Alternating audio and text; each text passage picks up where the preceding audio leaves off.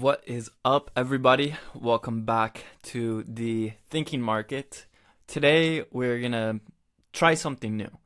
I recently just finished Ron Paul's book, End the Fed, which sounds like an economic work, but the conclusion and the way it hit me was in realizing that this book is about foreign policy. So, I want to discuss foreign policy, some history, economics, freedom, philosophy, and politics. And I think we can jump into some of the history. If we go back just over 100 years ago to 1913, where people met on Jekyll Island and created the Federal Reserve, this is the central bank. And this was created to allow the US government, via the military, entrance into World War I. So the Federal Reserve was created for war.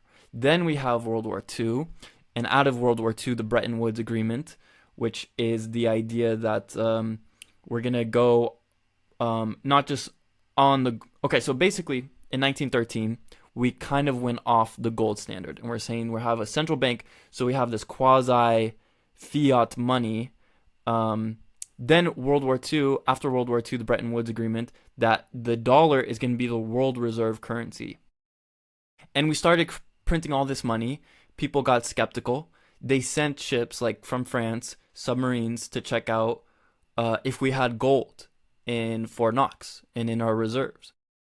I don't think we do, but they wanted the money back. So in 1971, under Nixon, we went off the gold standard completely. And now we have this purely fiat money, which is just paper money. So then we go into like Vietnam and the Levant or the Middle East or Western Asia. And we've had this warfare welfare state practically since 1941. Now, when it comes to economics, this fiat money, this paper money, the fiat standard that we're on is what leads to war because it's cheap. We basically are taxing people and the citizenry in like a way that they don't understand. We have technology and increased productivity that is like a downward pressure on prices, but then we have this upward pressure on prices, which is inflation. And what is inflation? Inflation is a quantitative increase in the money supply so that each monetary unit has less value and is devalued. So this is an upward pressure on prices. So we kind of have this glass of water and it's going up and down when really it should be primarily going down. But it's going up. Why is it going up? Because of this hidden tax, this invisible tax of inflation. But what is inflation? We're creating new money to pay for the increase in prices, but where's our resources going? So much resources are going into war and the military industrial complex. And this is what the political war machine is.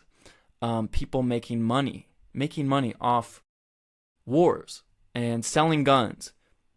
So we'll get into more of that. But the opposite is hard money or sound money. This historically has been the gold standard. And this is what Ron Paul not necessarily was. He was saying, let's have a market for money. We have socialized money. The fifth tenet of Karl Marx's Communist Manifesto is the idea of a central bank. Because if you can ruin people's money, you can ruin their society. So, also, with hard and sound money, whether it be Bitcoin or further evolutions of money, war becomes too costly. And so people are quicker or more resilient or persistent to look for peaceful solutions because wars and conflicts just blow things up. It's too costly to go into war. We're not like directly paying out of pocket, but we pay in the future. We're financing war. That's what we have in this foreign policy system of the United States. And I think where I'm coming from as an economist is that studying economics, at least in the Austrian school, because Keynesian mainstream neoclassical economists, I don't even want to call them mainstream, they're just so far gone and wrong. A lot of them just have to be core intellectuals to justify this warfare welfare statism. They don't know what they're doing. They don't know economics. But in the philosophy of the logic of economic principles and ideas, it's easy to criticize, you know, foreign policy purely from like an economic vacuum in theory. But I'm realizing that like the game, what we have today with this fiat easy money, is that it goes hand in hand with an aggressive militaristic foreign policy. So foreign policy and economics go hand in hand. And I think if we had sound money, if we ended the Fed, if we didn't have a central bank, there would be less wars. We'd have more peace. We're already connected via the internet to people all around the world. I have friends now in every single country. I don't want anything to happen to any country. It's not utopian to say we can live in a world of peace and no war. That's what the anti-war position is that we can go beyond this primitive level of bombs, of guns. This is archaic. This is primitive. So I'm coming out of this, I want to call it the economic closet, of just being an economist. No. It's about foreign policy. Why do you think people like Dave Smith and Nick Fuentes are blowing up? Because they're studying and talking about foreign policy. And I almost feel ashamed now that like at Freedom Fest during the summer, I ran into Scott Horton and I walked by him and I said, you know, I'm working on my economics PhD and then I'll get into foreign policy. But it's like, dude, I'm missing the game. I got to jump into the game, which is foreign policy. So although I'm not the most, you know, well versed in foreign policy, I'm studying, I'm learning. This is what like economics is leading to, is discussing what our politics is. And what's happening today is that our tax dollars are funding a genocide in Israel. By Israel. in Gaza, in Palestine. And maybe, you know, I don't have all the details of it, but this is just the idea that our money is going to this, whether we want it or not. That's why there needs to be monetary sovereignty to have true individual sovereignty. So beyond that, we also have NATO military expansion into Eastern Europe, which is a military alliance.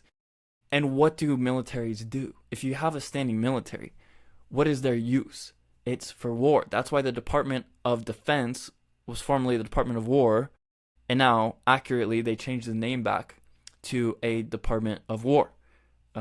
So we have the foreign policy via central banking and fiat money, and we're not going to have peace and prosperity until this system is changed. Now, can you have a monetary revolution that's peaceful? Yes. All it takes is just ending and repealing legal tender laws, saying that only the dollar is what is available for money and should be used for money, and you have to accept the dollar, then you don't have a market for money. So we have socialized money. In the land of the free, we have quasi-partial socialism. Yes, we do. So let's talk a little bit about this question of freedom. The foreign policy is important because it goes also into domestic policy. We have the CIA that is spying on American citizens. We had the Patriot Act. We had the COVID lockdowns. We had these things. Everything is about war to the state. As Randolph Bourne said, war is the health of the state.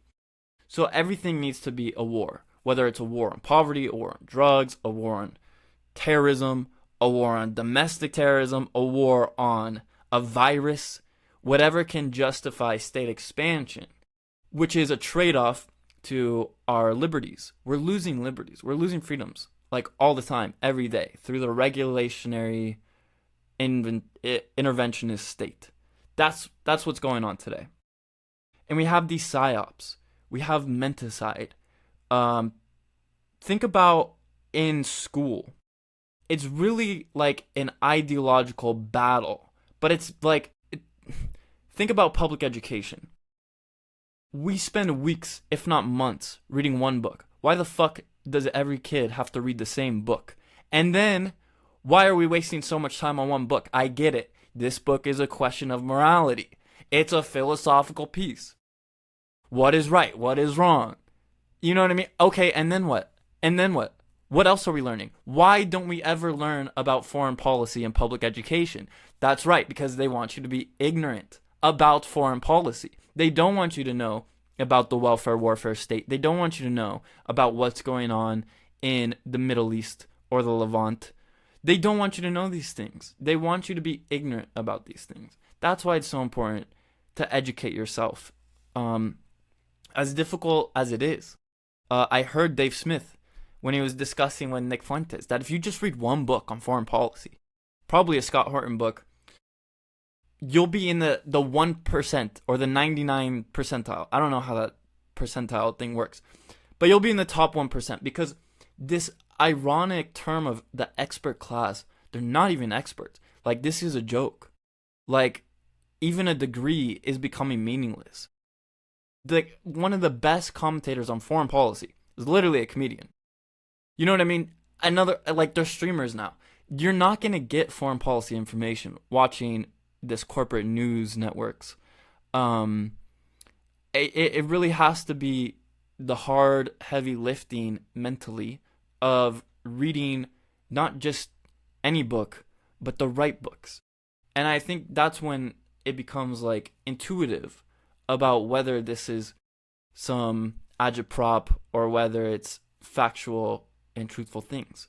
Even the book Law of Nations by Vattel, although I haven't read it, I have an idea about it. And things like these, works that are written over 100 years ago, are what really holds so much value intellectually, to have the right ideas. And I think ultimately all of this information about foreign policy comes back down to the philosophy, that the motto of tu ne cede malis, forgive my Latin, but to not give in to evil, the quote from Virgil. And the idea being that war is the most destructive effect on society. That should be the last resort, always. But yet, it's the first thing proposed on the table of our foreign policy advisors, because that's what makes money for them in this upside down crony capitalist or fascistic corporatist socialist economic system that we're currently experiencing. Not only that, you can't tell me that this institution of the military, which propagandizes people on the military spirit of honor, forgive my French, le spirit militaire versus le spirit guerre, or the war spirit. They're saying, no, there's a distinction. We're not just warring animals. We have this spirit of honor and duty. This is French and Prussian propaganda of the disciplinarian revolution, telling people that, you know, if you're obedient and you join the military, that's not just seasonal. I mean, this is the whole evolution of the military in France and Prussia. But this is what makes you a good citizen. This is what honor and virtue and duty is. This is serving God. But it's propaganda. You can't tell me like the military is a good institution when 1 in 4 veterans commit suicide. I'm not even critiquing exactly what they're fighting about, but the idea that this institution in society leads to 1 in 4 members committing suicide is like problematic to say the least. So honestly, that's why this is like an intellectual battle at this point, and to fight ignorance, to educate ourselves, to read more, because that's the only way to really learn. That's the only way to find truth now. And that's literally like, I think, one of the best things we can do. And that's why I feel like I need to discuss foreign policy more, because that's the game. economics leads to warfare. It leads to the loss of freedoms and liberties in the name of protection or justification for wars. And that's why it leads back to statism.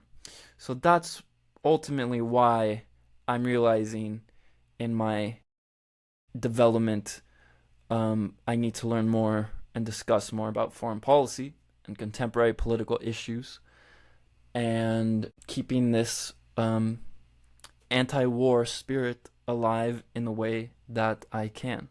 So thank you very much.